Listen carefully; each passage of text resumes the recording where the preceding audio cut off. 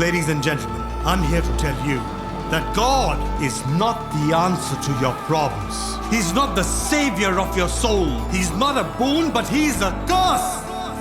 मैं माधव सूरी हार की इतनी आदत सी हो गई है कि जीत ख्यालों से ही नहीं सपनों से भी नाराज है।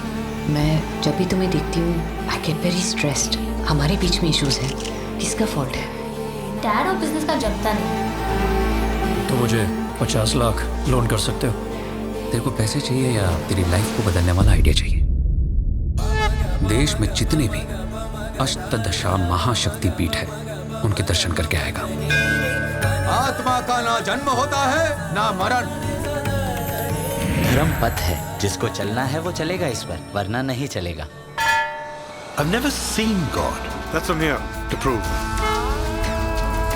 तुम सबसे 40 दिन चाहता हूँ। This is the last request. मैं अपनी लाइफ खुद से बनाना चाहता हूँ।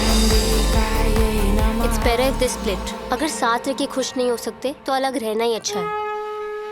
क्या मेरी मुट्ठी बाकी के 17 स्थलों की मिट्टी उठा पाएगी?